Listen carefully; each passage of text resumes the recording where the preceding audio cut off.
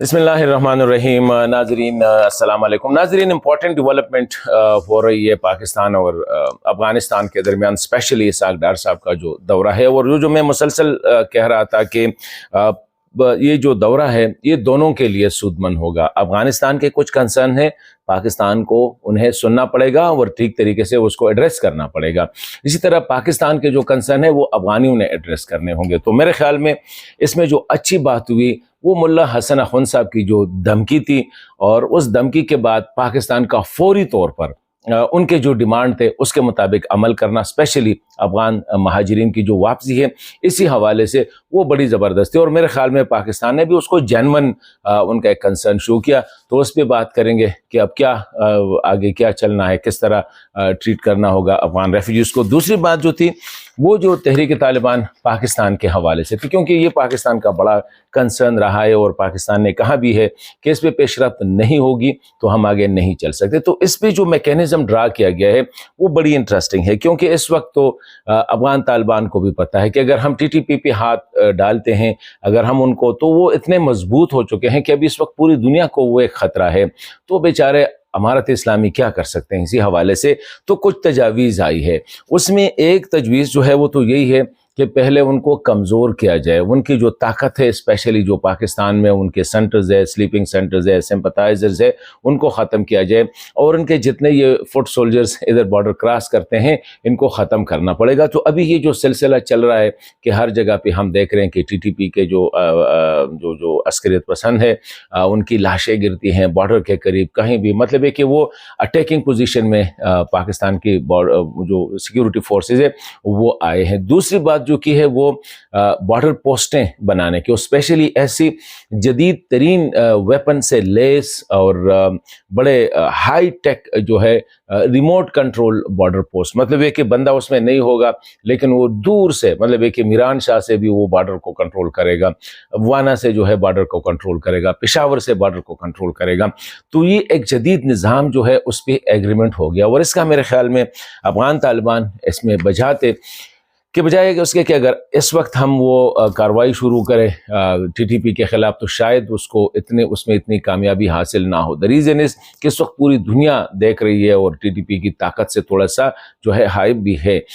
अभी ये जो बात हो गई है कि अगर TTP कमज़ोर हो जाती है, उनको पता चल जाते, तो फिर बैठ के हम उनको कन्विंस कर सकते हैं कि बात करो या ये करो, मतलब है कि जिस तरह हम करना चाहें। तो ये जो रिमोट बॉर्डर पोस्टें हैं ये अफ़गानिस्तान की इजाज़त और कोऑपरेशन के बगैर मुमकिन नहीं है। द रीज़न इस कि यहाँ पे जो पोस्ट होगी उसमें तो कोई बंदे नहीं होंगे, तो वहाँ पे अगर अफ़गान कोऑपरेट ना करे तो उसका इंस्टॉलेशन जो है ये मुश्किल हो सकता है। अभी ये हुआ कि ये जो रिमोट कंट्रोल बॉर्डर पोस्ट है इसमें क्या होगा, इसमें एक तो 360 डिग्री का कैमरा होगा। मतलब है कि वो चारों तरफ, हर तरफ जो है ना वो उसके इर्द गिर्द जितने चारों अतराफ में जो है उसको नज़र आएगा। 2 किलोमीटर तक जो मूवमेंट होगी, मूवमेंट और बंदे की पहचान जो है उसमें होगी कि वो कौन आ रहा है, कहाँ से आ रहा है, उसके हाथ में क्या है, उसके सर पे क्या है, वगैरह वगैरह। तो ये उसमें इसमें इंस्टॉल होगा। नाइट विजन सिस्टम्स उसमें, यानी रात को देखने वाले जो थर्मल विजुअल सिस्टम्स वो भी उसमें होंगे। और साथ ही M2 अमरीकी साख्त का M2 browning heavy machine guns होंगे। मतलब है कि हैवी मशीन गन्स उस पर ऊपर लगे हुए होंगे और ये दूर से जब कैमरे को पता चल जाता है तो उसको रिमोट कंट्रोल से इसको चलाएंगे और इसको ये जो टारगेट है, कोई अगर मूवमेंट है तो इसको टारगेट किया जा सकता है। मतलब ये है कि अब पाकिस्तान जो है अगर 2 किलोमीटर के लिहाज से अगर आप देखें तो इसमें वो एरिया जहाँ से इन्फिल्ट्रेशन होती है, इसमें ज़रूरी नहीं है कि सारे एरिया से इन्फिल्ट्रेशन होती है, वो जो रूट्स होते हैं जो फ्रीक्वेंट होते हैं या अनफ्रीक्वेंट रूट्स होते हैं वहाँ पे इसको इंस्टॉल किया जाएगा। तो ये एक बहुत बड़ी डेवलपमेंट है और इसी हवाले से अफ़गान तालिबान ने मुकम्मल कोऑपरेशन की यकीन दहानी भी कराई है और इसके बगैर हो ही नहीं सकता। दूसरी अहम बात जो है, जो मुल्ला हसन अख़ुंद साहब का इसहाक डार साहब को ایک بڑی تمیز کے دائرے میں رہ کے ایک دھمکی دی کہ یہ جو افغان ریفیوجیز کے ساتھ جو سلوک کیا جا رہا ہے یہ غلط ہے اور یہ غیر انسانی ہے، بین الاقوامی اصولوں کے خلاف ہے، ایک اچھے ہمسائے کے، اور جس طرح آپ لوگوں نے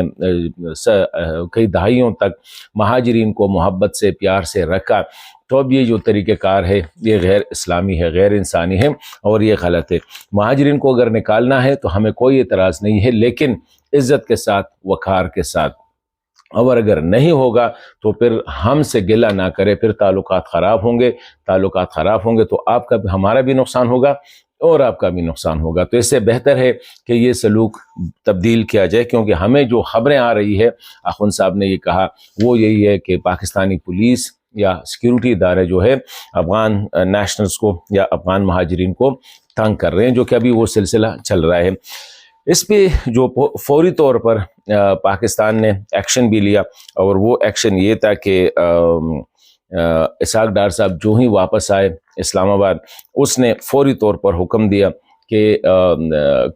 جو اسپیشل